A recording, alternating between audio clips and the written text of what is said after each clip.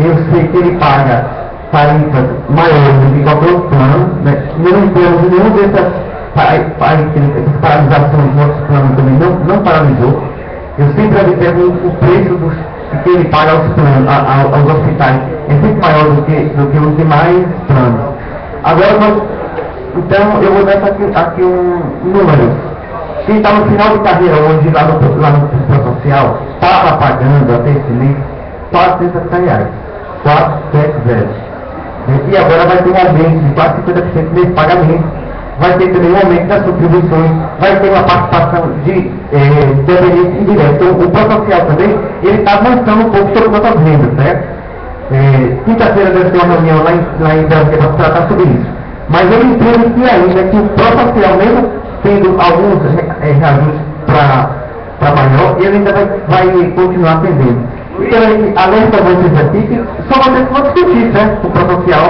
Só vocês que vão construir junto com o Tribunal de Plano Social e que também com esse plano de alteração, que tem que ter vier, ninguém que vai ser obrigado a aderir a ele, certo? Porque lá na Justiça Federal, quem não tem o Plano Social, recebe todo mês uma ponte de R$90. E aqui parece que vocês recebem uma ponte de 270, não é isso? Média, então, a diferença. A JS aposta para cada servidor R$90 por mês. E aqui, esse valor que eles passam para vocês seria apostado por conta de vocês. Então, dá a entender que aqui tem muito mais dinheiro para investir no processo de gestão do que lá. Certo? Então, ele não vai ser obrigatório, vocês vão continuar recebendo o aporte de vocês, então assim, ele pode ser bom. Ruim seria se ele fosse obrigatório. Certo? Então, ele seria mais uma alternativa.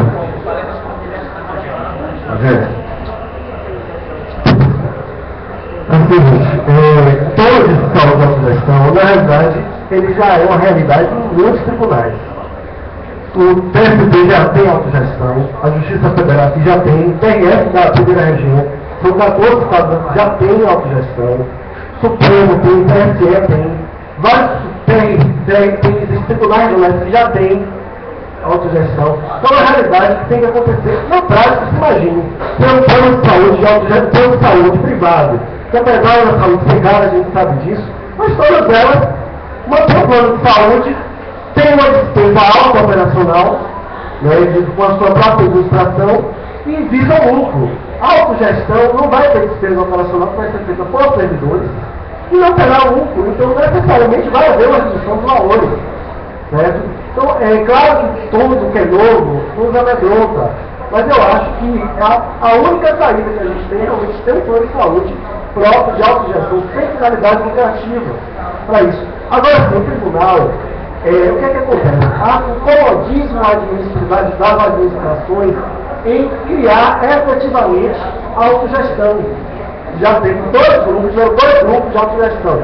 Um em 97, o Dr. Figueiredo, que era o presidente, e há 2 anos atrás, com o Dr. Adriano Laranjeira, que era presidente também desse grupo, né, que discutiu e avançou na autogestão. Só que a administração não atenta para a autogestão, por quê? Porque elas preferem focar no PJE, focar na produtividade, né, e aumentar o número de servidores para fazer sentença na produtividade, que é o problema da saúde dos nossos trabalhadores. Certo? Eu lembro na época anterior se dizia que não tinha funcionário para tocar a autogestão. Né? Na época do Dr. Paulino. Então nós fomos lá, corremos atrás, conseguimos, juntamente com a administração, a marca, aprovar aquele PL 552 que criou mais de 400 novos cargos, né, do judiciário, mas o compromisso que foi feito com o sindicato foi destinar o número de servidores para tocar a autogestão. Mas o que aconteceu? A administração, o juiz está cobrando servidor na vara, está aumentando o número de processos. Então ela prefere, a negócio de autogestão é muito caro, dá muito trabalho, dá mesmo, nós vamos deixar isso falando empurrando com a barriga. Então, se a gente não cobrar, se o sindicato, que é o nosso representante, não cobrar de uma forma insistente, incisiva, nunca vai sair a autogestão. E a autogestão já foi apontada como uma solução viável.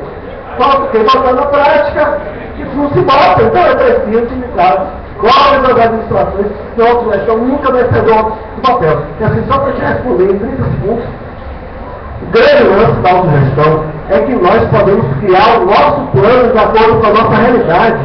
Nós podemos estabelecer um regulamento e diga se vai ter uma participação, que aquela parte que você pagou não vai ter.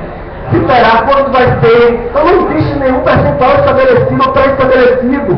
Tudo vai ser estabelecido através de uma resolução dentro do tribunal. Nós podemos aprovar, diferente dos planos privados, que tem a IES que estabelece, ou até mesmo de um contrato no tribunal, que é elaborado lá por cima, que não ouve os trabalhadores, que não ouve os juristas, que não ouve a comunidade usuária. Tá? Então, o grande lance, um dos maiores lances da autogestão é esse. É você dizer se o pai ou a mãe vai ser beneficiário, se for, quanto é que vai ser a mais, se a gente vai bancar isso ou não vai, como é que vai ser a realidade do interior, da capital, quais os hospitais que a gente vai aderir, se a aliança vai dar ou não vai dar, se isso encarece ou deixa mais barato o plano. Então, o grande lance da autogestão é esse. A possibilidade da gente flexibilizar o plano de acordo com a nossa realidade. Então, por isso, eu defendo realmente que a autogestão que o sindicato precisa cobrar das administrações. Ok. Marcão.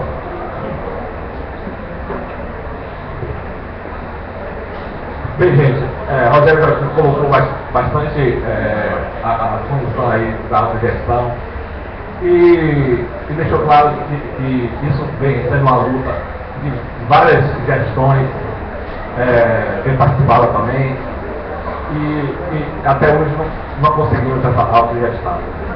Essa nova diretoria vem buscando também essa autogestão. O que acontece nessa nova licitação que houve com a Promédica,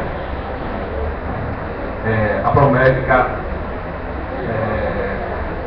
nos garantiu que iria fazer um atendimento ambulatorial em alguns hospitais. Alguns servidores chegaram nos hospitais e essa negou, depois de ter feito o acordo. Então, nós ficamos numa situação, voltamos para a Promédica e cobramos isso aí. Aí ela disse, olha, não temos condições de fazer isso. E se cobrar, e se for necessário judicialmente, nós vamos sair. Aí está com situações de pessoas com home care, gente internada em UTI. Então, estamos numa situação melindrosa, porque também a única empresa que participou, da licitação foi a Promédica. Porque nenhuma outra se interessou pela situação. Aí está numa situação melindrosa nessa questão. Porque o nosso quadro aqui está com um plano de saúde, a gente está com 25% de idosos. Não, é isso aí. Aí está com 25% de idosos. Não, mas a outra está com nota 3,4 na ANS. Com nota. Ela foi desclassificada pela nota, que ela está com 3,4 na ANS. E a Promédica está com 5. Então ela está com a vantagem nessa população. Está com 5 e alguma coisa. Então, essas empresas, ela negou que, como ela está se sentindo boa na situação, porque nenhuma outra participou, só ela se interessou, mandamos carta para a Sul América, para o Bradesco, para o Declói, Unimed, nenhuma outra, nem compareceu, nem fez pergunta. Medial também. Olha, aí o que acontece? O nosso índice de idosos está alto justamente por isso. Porque a Magra fez um convênio e aí tirou uma boa parte dos servidores mais novos que foram para lá. E a Sul América lá da Magra não permite que idosos, no caso os atendentes, os pais, participem do plano. Então, e a medial também, no primeiro acordo permitiu e depois não permitiu mais que os pais fossem filiados a ela, entrassem no plano. Então a gente ficou com a margem dos idosos com a gente.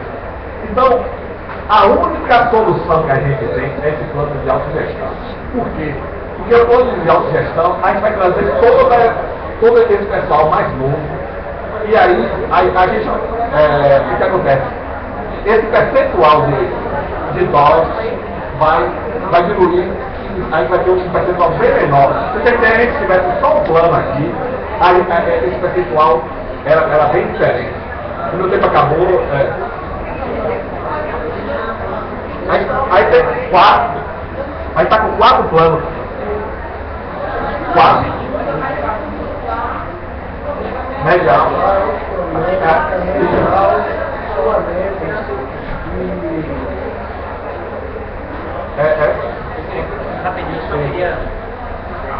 Eu só queria propor que o colega também encerrasse a fala, porque eu vou ter um caminhamento depois, eu vou submeter a apreciação de vocês com relação a esses esclarecimentos todos. Eu queria chamar só o próximo da fila para gente dar efetividade. Sumita.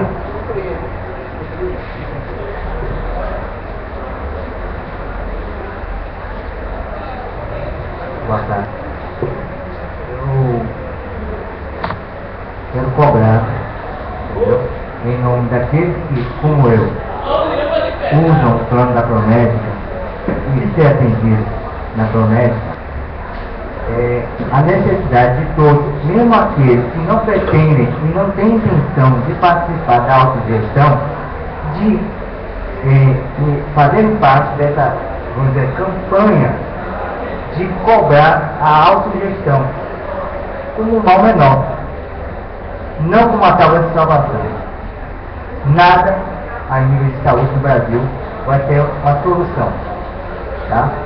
A gente vê aí todo ano, toda eleição, a gente sabe disso. Falar de saúde é bonito, mas na prática o que a gente vive é uma realidade, é uma saúde cara, entendeu? Difícil e que por vezes ainda nos deixa na mão, mesmo a gente pagando plano de saúde particular. Certo? Eu já tentei, no final do ano passado, ser atendido em algumas policlínicas do Itaigás, que constam como credenciados da promessa. E eles perguntam, é cliente novo? A gente não está atendendo. Eles continuam credenciados. A gente não atende absolutamente mais ninguém. Não tem mais atendimento, você não consegue, você é obrigado a ir aos centros médicos da promessa, certo? Que estão com uma estrutura decadente, a verdade é essa, ocupavam quase um prédio inteiro, reduziram a 2, 3 andares, entendeu? Você tem, por exemplo, Feira de Santana, você tem problemas graves, certo? Você consegue ter problemas dentro de Salvador, você não consegue ser atendido no Itaigara, que tem N clínicas, N profissionais. O que não faltam são médicos, clínicas em Salvador. E detalhe, médicos e clínicas credenciados pela própria Promédica. Certo? Então, eu sou da Promédica, infelizmente permaneço na Promédica porque não acredito que as outras opções vão resolver, entendeu? A Promédica, que para mim já é caro, as outras opções vão se tornar mais caras ainda, certo? A autogestão não vai assim, necessariamente diminuir nossos custos, mas talvez não nos deixe reféns de um plano de saúde, entendeu? Que hoje está aí e amanhã pode fazer como o IH fez. Faliu. O IH faliu, deixou a gente na mão, a gente ficou feito um touro e agora aí veio a promessa, tudo bem, resolvido. Mas a gente hoje vive a incerteza do plano de saúde. Final de abril, como as notícias em relação ao plano de saúde eram informações vagas, eu não sabia nem sequer que a promessa ia permanecer a partir de 1º de maio. certo? E estou interessado no assunto. Procuro estar sabendo de notícias sobre o campo. Só que não estou lá dentro. Entendeu? Então, assim como eu pretendo ir para a autogestão, quem não pretende, tudo bem, mas faça parte dessa mobilização, que é a necessidade da autogestão aqui no DRT. E se não houver vontade política nossa, não vai sair pela vontade da administração. Porque não está havendo essa vontade, pelo que eu estou vendo, pelo que eu estou sabendo. Tá bom? Obrigado. Hilton?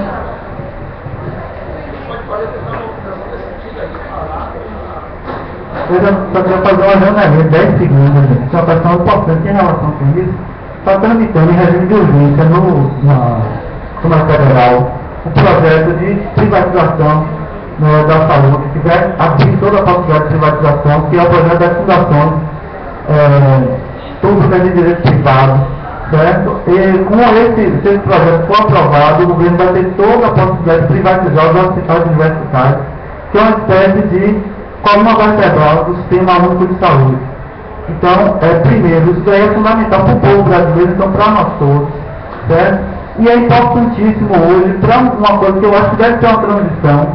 Eu não sou contra hoje os planos de saúde, porque saúde é uma questão, é questão de vida ou morte. Nós não podemos condenar ninguém porque está fazendo um plano de saúde privado, mas a gente tem que trabalhar por essa transição, para que o Brasil um dia tenha um sistema de saúde de qualidade que atenda todo mundo. E hoje eu vou dizer para vocês, todos os estudos revelam que nós estamos hoje na situação dos Estados Unidos, que o Brasil é horrível, é péssimo, mas nos Estados Unidos a população está completamente à mercê da saúde privada, porque não tem hoje minimamente um sistema estruturado nacionalmente da rede pública.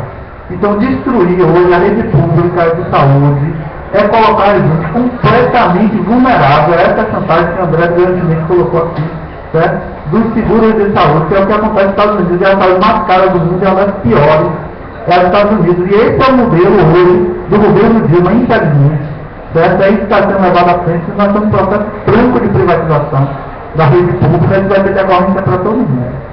Então, eu queria que vocês entrassem na internet, certo? Em relação ao PLC, das fundações públicas de direito privado, porque colocaram essa história de fundação pública, mas é de direito privado, certo? E votassem contra a aprovação desse PLC. Como eu falei, vai ser super prejudicial. Eu nem vou fazer elogios aqui ao plano de autogestão, porque ele já faz um debate. Eu acho que o nome de Rogério realmente é excelente para participar desse processo, certo? Que já vem, nós hoje que vem acompanhando todo o processo, a elaboração da proposta, que é muito boa, é uma referência nacional. Eu sei que eu participei no finalzinho, né, Rogério? Participei junto com da comissão. Então, pode ser uma pessoa que realmente tem uma contribuição importante para a gente.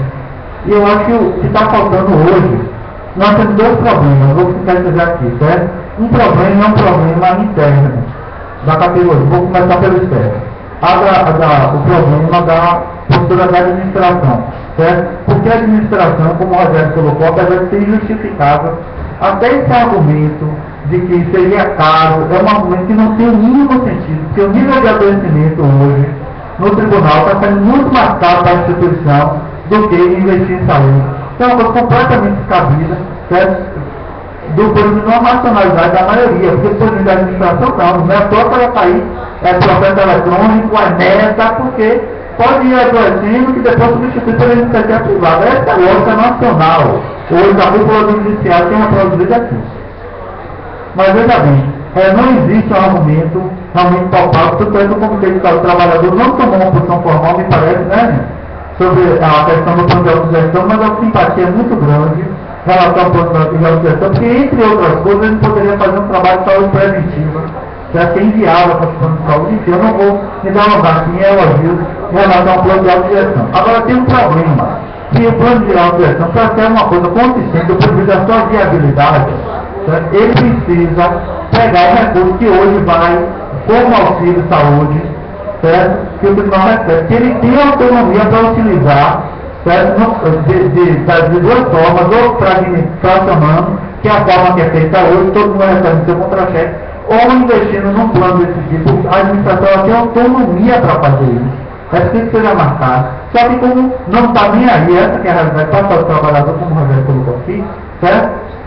Para ela pretende não comprar um desgaste, que é o de retirar do contra-cheque de parte da categoria que não esteja convencida em relação a isso. Eu estou falando aqui porque acho que a gente tem que segurar o pelo chifre, certo?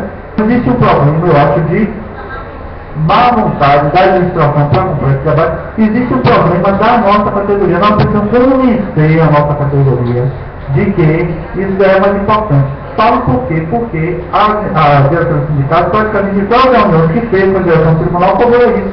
Mas é sempre uma postura evasiva. Não vem de lá, vai ter que vir daqui. Certo? A categoria pressionando. E para fazer essa pressão, tem que ter convencimento dos próprios colegas que o plano de adesão é um patrimônio coletivo e que merece que a gente faça essa porta. Porque senão, só para concluir, a bronca na mão se anunciada. Vai caminhando, ficando cada vez pior, cada vez pior, cada vez pior, e a gente com a possibilidade menor de reverter, porque tem um processo ruim relacionado à plano de saúde, que é uma stagnação cada vez maior. Eu estava conversando com o Robert, que já disse que estava ali no plano dele também.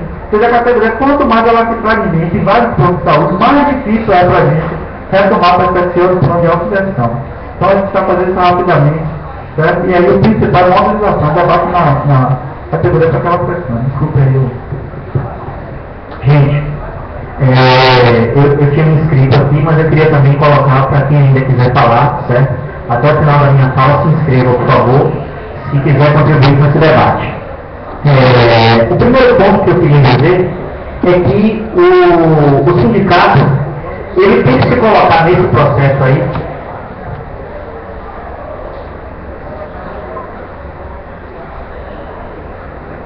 O sindicato ele tem que se colocar nesse processo aí como fiscal do processo e como cobrador do processo, certo? O sindicato ele nunca pode assumir a posição da administração, né? Então, por exemplo, seria interessante que o colega Jefferson esclarecesse qual foi a ocasião específica em que foi ligado para o sindicato e se perguntou sobre plano de saúde e alguém disse isso está se resolvendo e o que está se resolvendo. Porque assim, qual é a orientação que nós temos com relação ao plano de saúde? Primeiro, o sindicato possui um convênio com a Fundação ACEPAS por preços muito parecidos, né, com a desses que estão aqui, mas em muitas ocasiões menores, certo? É o primeiro processo que nós entramos. Nós já pegamos esse convênio em andamento quando assumimos a gestão do sindicato e colocamos ele para frente em razão dos preços que foram oferecidos para a categoria. Mas ainda não discutimos no seio da categoria se a melhor opção é essa de pulverizar em vários planos, como o Yuri colocou aqui, certo? Então, qual é a primeira orientação que nós damos? Aqueles colegas filiados, né, porque precisam estar cobertados pelas disposições estatutárias, que estiverem tendo problemas de caráter coletivo, certo, generalizado com o plano de saúde, entre em contato com a gente. E aqueles que estiverem com problemas de caráter individual, entrem em contato também com a gente, porque uma demanda individual pode abrir um precedente importante para a categoria, certo? Essa foi a